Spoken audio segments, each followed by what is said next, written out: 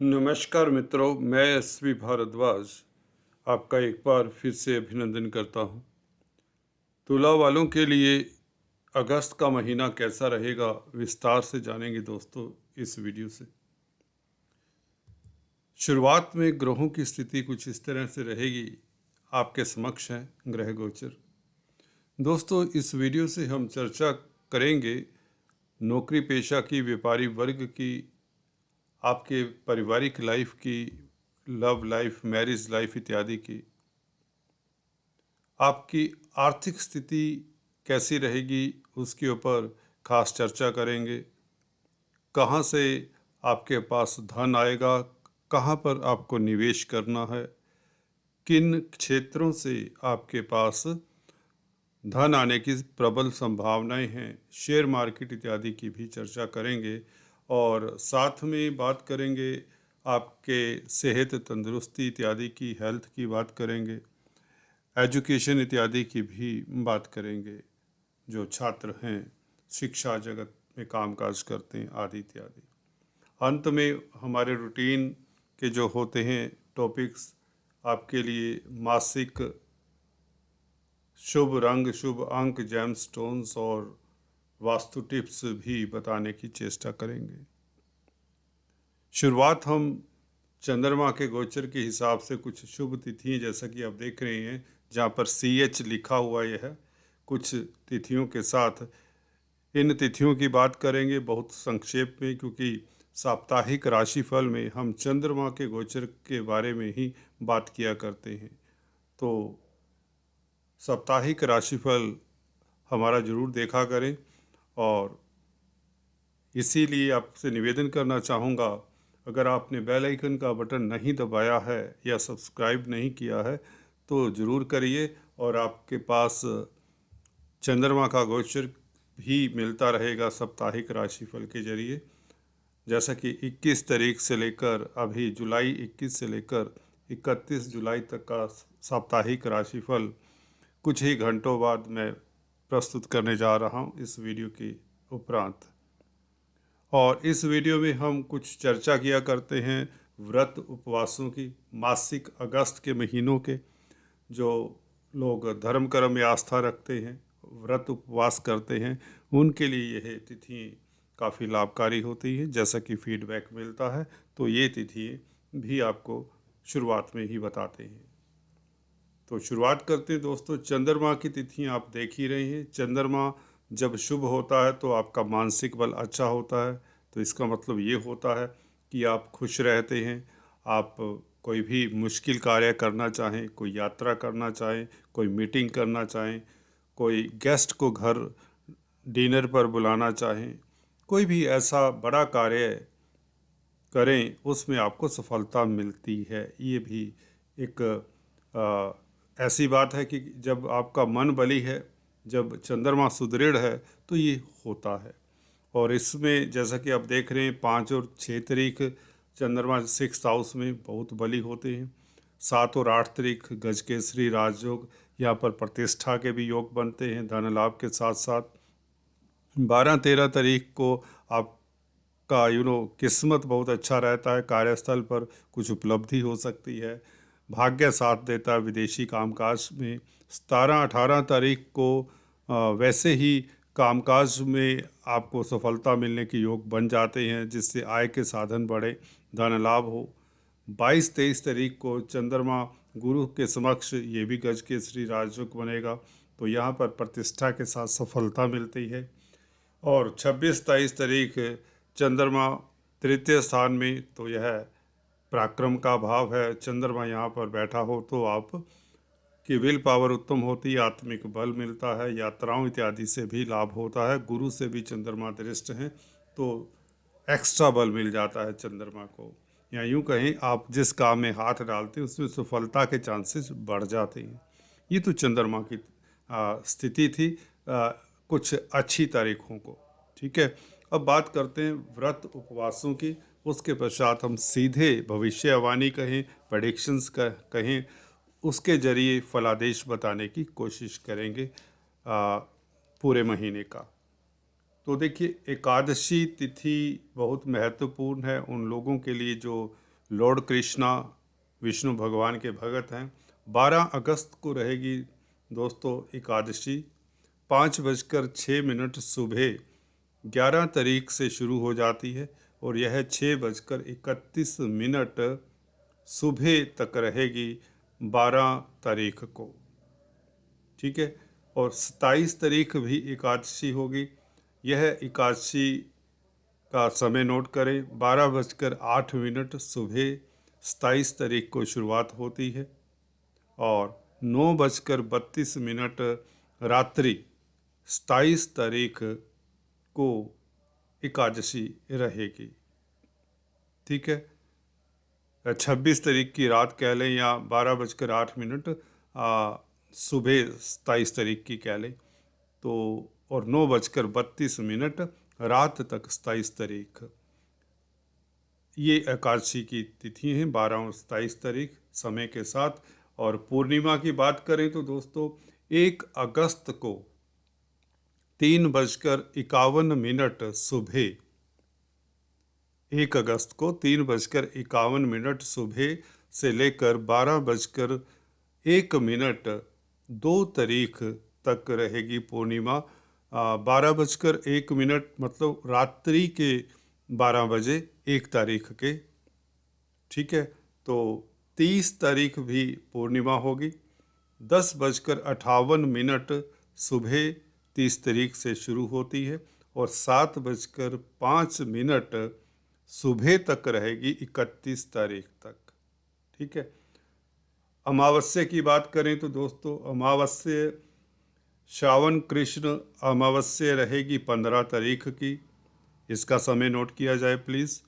12:42 दोपहर बाद, 12:42 दोपहर बाद 15 तारीख की बात कर रहा हूँ से लेकर 3:07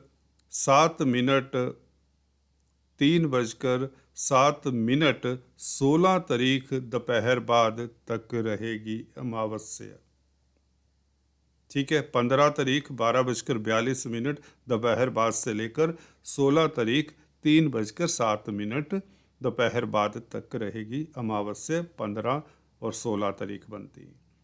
प्रदोष व्रत की बात कर लें तो दोस्तों रवि प्रदोष व्रत रहेगा इस महीने 13 अगस्त को और यह 8:19 सुबह शुरू होता है और 13 तारीख को 10:25 सुबह रहेगा 14 तारीख तक।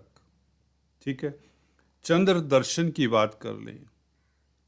देखिए चंद्र दर्शन वह समय होता है जब अमावस्या के बाद, जो लोग अमावस्या का व्रत रखते हैं वह चंद्र दर्शन के पश्चात व्रत तोड़ते हैं। ठीक है। तो यह समय अक्सर सूर्य अस्त के बाद ही होता है। तो इस महीने चंद्र दर्शन की डेट रहेगी 17 अगस्त। समय रहेगा 6:59 शाम को, 6:59 शाम से लेकर 7:44 रात्रि तक। तो करीबन 1 घंटा ही होता है करीबन यह।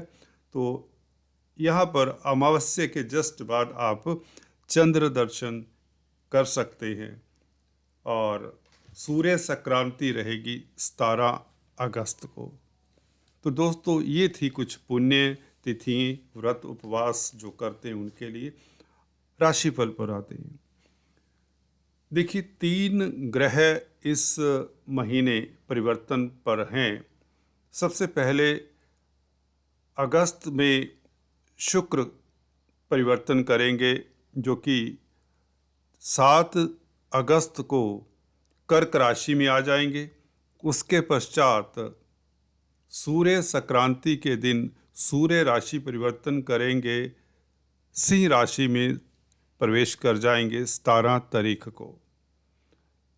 18 तारीख को मंगल राशि परिवर्तन करेंगे जो कि कन्या राशि में प्रवेश कर जाएंगे। तो ये स्थिति बन जाती है 3 ग्रहों के राशि परिवर्तन से। तो कहने का अभिप्राय फर्स्ट वीक ये स्थिति होगी अगस्त के महीने। तो बात करते हैं हम सीधा आपके पारिवारिक लाइफ की, मैरिज लाइफ की और लव लाइफ इत्यादि की। देखिए, उसके लिए सिंपल है, आपके द्वितीय भाव मंगल को देखना चाहिए। पारिवारिक लाइफ आपका अच्छा रहेगा क्योंकि मंगल मित्र क्षेत्री हैं, 11वें भाव में है। दाम्पत्य सुख की प्राप्ति होगी क्योंकि गुरु अच्छी स्थिति में है और शुक्र के नक्षत्र में है।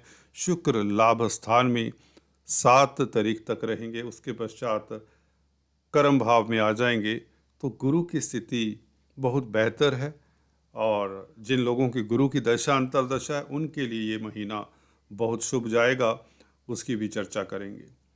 तो जहाँ तक लव लाइफ, मैरिज लाइफ, दाम्पत्य लाइफ की बात है, उनके लिए स्थितियाँ बेहतर ही रहेंगी क्योंकि मैं बताता आया हूँ अक्सर गुरु और राहु का जो डिस्टेंस काफ़ी बढ़ चुका है। तो अब कहीं किसी भी तरह का कोई पार्टनर के साथ कोई तनाव राहु के कारण नहीं होगा। अगर राहु की दशा अंतर्दशा है, आपको राहु के उपाय हल्के फुल्के 30 अक्टूबर तक करते रहना चाहिए और यह उपाय अभी बता देता हूँ। एक तो काला सफ़ेद कंबल आप दान कर सकते हैं, नहीं तो चींटियों को आटा शक्कर डालें या काले सफ़ेद कुत्ते को कुछ न कुछ फीड किया करें डेली बेसिस पर। ये राहु का बहुत अच्छा उपाय है। अगर आप मंदिर जाने वाले हैं तो आपको दुर्गा माँ की उपासना करनी चाहिए, इससे कोई बड़ी बात नहीं, और विष्णु भगवान की भी उपासना की जा सकती है। तो दोस्तों, दाम्पत्य सुख, फैमिली लाइफ और इनके लिहाज से बहुत अच्छा समय है आपका। बात करते हैं दोस्तों आपके व्यापारिक लाइफ की, नौकरी व्यापार जो करते हैं उनकी, और धन की स्थिति की, आर्थिक पक्ष इत्यादि की। देखिए, उसके लिए फर्स्ट वीक तक आपके लाभ स्थान में मंगल बुध शुक्र का योग है। 6 तारीख तक ये तीनों इकट्ठे हैं। उसके बाद शुक्र नीचे आ जाएंगे 10th हाउस में वक्री चाल से, उसके ऊपर भी बात करेंगे। देखिए, मंगल क्या है? मंगल धन है, आपका बैंक बैलेंस है, लाभ स्थान में बैठे हैं और 18 अगस्त तक रहेंगे। तो जब भी देखिए धन भाव का मालिक या आपका बैंक बैलेंस का मालिक आय का भाव है ना, 11वां भाव लाभ का भाव है, वहाँ चला जाए, किसी की कुंडली में बैठा हो तो उसे निवेश से फायदा होता है। आप समझे कि दूसरा भाव आपकी पूंजी है, आपने पूंजी कहाँ लगा दी? आय के घर में चली गई पूंजी। आपने निवेश किया तो आय बढ़ेगी, लाभ होगा, कहने का अभिप्राय। तो निवेश के लिए समय अच्छा है। इसका मतलब ये हुआ व्यापार के लिए, कारोबारियों के लिए समय अति उत्तम है, इससे अच्छा समय नहीं है। किन लोगों के लिए कौन सा व्यापार करें, कुछ हिंट दे देता हूँ। हालांकि हर जातक के लिए अच्छा होगा, परंतु यहाँ पर जो ग्रह हैं जो इसमें सम्मिलित हैं इन योगों में, उन लोगों को कुछ ज़्यादा ही फायदा हो जाता है। जैसे कि मंगल खाद्य पदार्थों के कारक हैं, ठीक है। और अगर आप मिलिट्री में कामकाज करते हैं, कोई कैंटीन चलाते हैं, तो बेहतर समय रहेगा आपके लिए, क्योंकि आर्मी के भी कारक हैं, डिफेंस के कारक हैं मंगल, और आय के साधन बढ़ेंगे। प्रॉपर्टी जमीन जायदाद के कारक है मंगल, तो जमीन जायदाद से फ़ायदा, प्रॉपर्टी कंसल्टेंट है तो फ़ायदा, बिल्डर है, कॉलोनाइजर्स है तो फ़ायदा। शनि की दृष्टि है मंगल बुध शुक्र के ऊपर, तो शनि से संबंधित कामकाज करते हैं तो आपके लिए स्थितियाँ बहुत बेहतर। फर्स्ट वीक तक की बात कर रहा हूँ, हालांकि उसके पश्चात भी स्थितियाँ अच्छी रहेंगी, सिर्फ शुक्र ही नीचे आएंगे, ठीक है। 6 तारीख तक तो मुझे लगता बहुत ज़्यादा बेहतर स्थितियाँ हैं। और उसके पश्चात अगर बात करें बुध की, बुध व्यापार के ही कारक हैं, तो व्यापार अच्छा रहेगा। प्रिंटिंग स्टेशनरी के कामकाज वालों को या ट्रेडिंग का कामकाज करते हैं, कमीशन एजेंट्स हैं, उनके लिए स्थितियां भी बेहतर रहेंगी।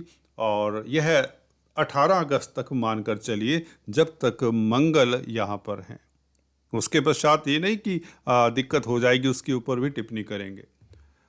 क्योंकि बुध तो भाग्यस्थान के मालिक है, विदेशों से भी लाभ होगा। नाइन्थ लॉर्ड, लंबी यात्रा के योग बनेंगे, विदेशों से शुभ समाचार मिले, एक्सपोर्ट इंपोर्ट का कार्य हो आपका संपन्न हो, ऐसे योग बन जाते हैं। शुक्र साथ में है तो 6 तारीख तक स्त्री वर्ग से संबंधित कामकाज करें तो लाभान्वित होंगे, कला से लाभान्वित होंगे, कलाकारों के लिए समय उत्तम रहेगा। तो ये कॉम्बिनेशन कुछ इस तरह से लाभ स्थान पर बनते हैं। और जहाँ तक बात है सूर्य की, सूर्य 10th हाउस में रहेंगे 17 तारीख तक, उसके पश्चात स्वग्रही हो जाएंगे। ये दोनों ही स्थितियों में बहुत उत्तम है। देखिए, लाभ स्थान का मालिक जब 10th हाउस में हो तो कार्यस्थल से लाभ, इसका मतलब चाहे आप व्यापार करते हैं, नौकरी करते तो लाभ तो होगा, ये तो क्लियर हो जाता है, इसमें कोई डाउट रहता ही नहीं है। ठीक है, तो इसका मतलब ये भी है कि सरकारी क्षेत्र से लाभ हो, पिता को भी लाभ हो, पिता पक्ष से लाभ हो, क्योंकि सूर्य शासन सत्ता के कारक हैं। अगर आप शासन सत्ता के साथ संबंध रखते हैं, अधिकारियों के साथ कोई संबंध रखते हैं तो आपको लाभ होता है। अगर आप सिर्फ ऐसा है कि व्यापार की बात नहीं करते, गवर्नमेंट जॉब ही करते हैं, तो आपके लिए स्थितियां उत्तम रहेंगी। कोई भी कार्य करवाना चाहते तो बॉस को कहकर आप करवा सकते हैं। अगर आप खुद IAS ऑफिसर हैं, बड़े ऑफिसर हैं, अथॉरिटी में हैं, पॉलिटिशियन हैं, नेता राजनेता हैं, तो आपका परचम लहराएगा। सूर्य यहाँ पर बहुत बली होते हैं, सूर्य का बल यहाँ पर कमाल का होता है। तो सूर्य आपके लिए बहुत शुभ है। वैसे भी लाभ स्थान के मालिक है, तो धन की कमी तो होने नहीं देंगे। और जिन लोगों को किसी तरह की दिक्कत रही है पीछे, मुझे लगता है ये सूर्य का प्रताप है इस महीने, जो आप लोगों के लिए बहुत बेहतर स्थितियां बना रहा है। अगर गुरु की बात करें तो गुरु लाभ स्थान को देखते ही आ रहे हैं, तो गुरु तो लाभ स्थान के कारक हैं।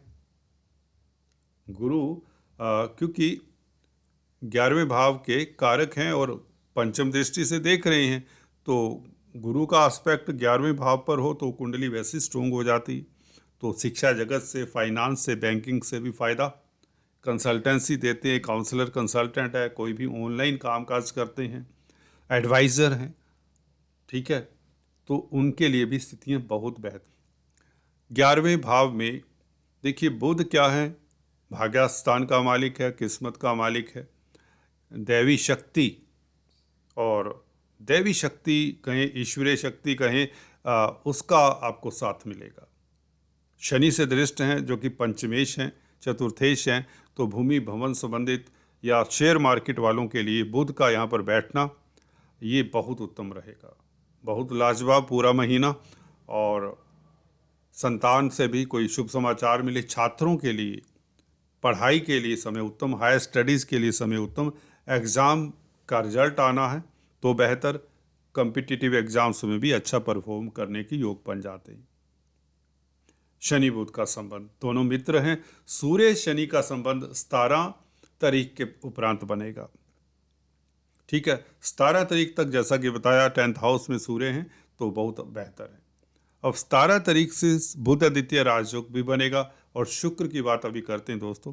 सूर्य बुध का बुध आदित्य राजयोग ऐसा है कि देखिए 11वें भाव का मालिक 11वें भाव में हो तो एकदम से झटके के साथ आपके आय के साधन बढ़ेंगे।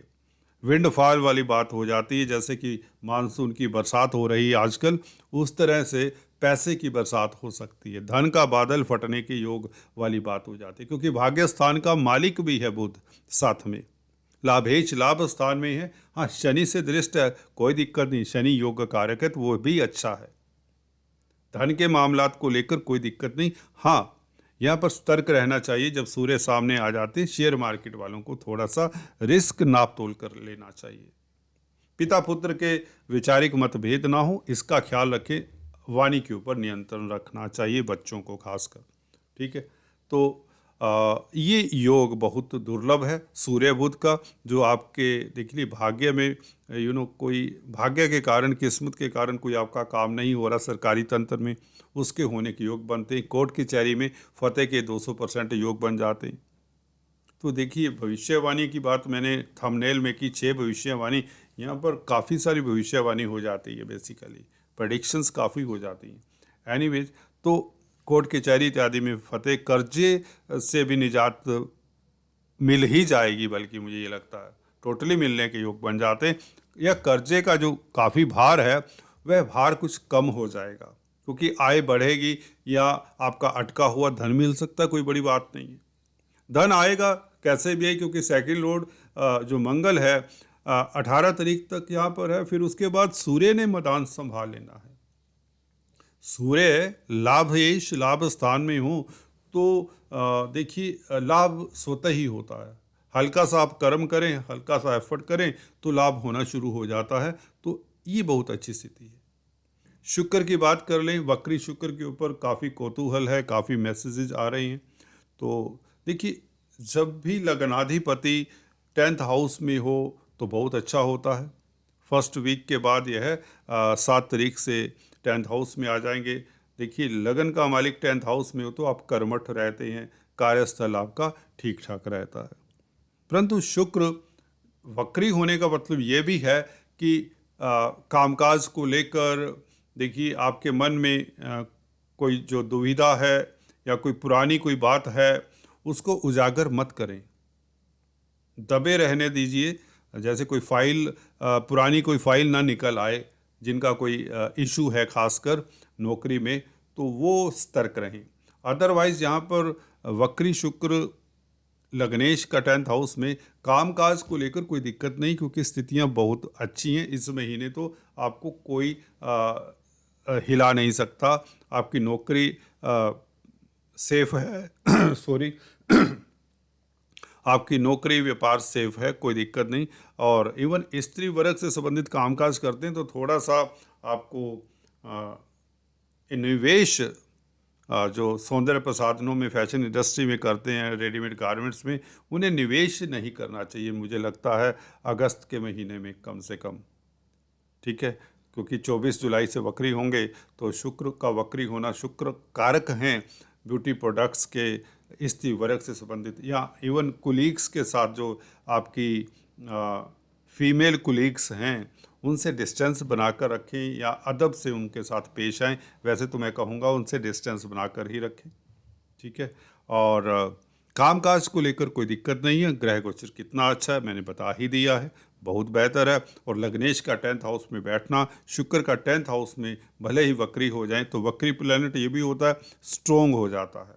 शुभ प्लैनेट वक्री हो तो कहते हैं बहुत ही बली हो जाता है। हालांकि चंद्रमा की राशि में है, परंतु यहाँ पर शुक्र को कोई दोष नहीं लगता। शुक्र है, गुरु है, केंद्र में है, तो आपकी कुंडली स्ट्रोंग हो जाती है। स्ट्रोंग कुंडली हो तो तेज प्रभाव बढ़ता ही है। ठीक है, तो कुल मिलाकर मुझे लगता है आप कर्मठ रहेंगे। कोई बड़ा प्रोजेक्ट, कोई सोया हुआ प्रोजेक्ट कहें, या कोई ऐसा प्रोग्राम, कोई ऐसा प्लानिंग जो आप छोड़ चुके थे, जिस पे काफ़ी आपने कई बार एनर्जी भी लगाई होती है, कई बार काफ़ी मंथन किया होता आपने महीनों सालों, वह प्रोग्राम प्रोजेक्ट शुरू कर सकते हैं, जिससे आपको लाभ होगा, क्योंकि 4 सितंबर तक शुक्र वक्री रहेंगे। तो ऐसी संभावनाएं हैं कि कोई पुराना दोस्त मित्र, कोई पुरानी गर्लफ्रेंड आपके ज़िंदगी में वापस आ सकती है। सतर्क भी रहें, अच्छा है। अगर आप सिंगल्स हैं तो देयर इज़ नो प्रॉब्लम, विवाहित हैं तो थोड़ा सा एक नोस्टैल्जिया की फीलिंग हो सकती है। Nothing wrong in that, nothing wrong in that. ठीक है, सो अच्छा है। तो कुल मिलाकर लव रोमांस के लिए समय उत्तम है शुक्र का वक्री हो जाना, और इन्जॉयमेंट के मूड में रहेंगे, समय अच्छा रहेगा, धन अच्छा है, कुटुंब के साथ आपका समय बहुत अच्छा बीतेगा। मंगल का 12वें भाव में चला जाना, इसके ऊपर हम अलग से टिप्पणी करेंगे जब मंगल राशि परिवर्तन करेंगे, क्योंकि यहाँ पर वीडियो की लंबाई अगर मैं देखूँ तो 24-25 मिनट ऑलरेडी हो चुकी है। अभी बात करते हैं दोस्तों lucky number, lucky colour, gemstones और वास्तु टिप्स की भी।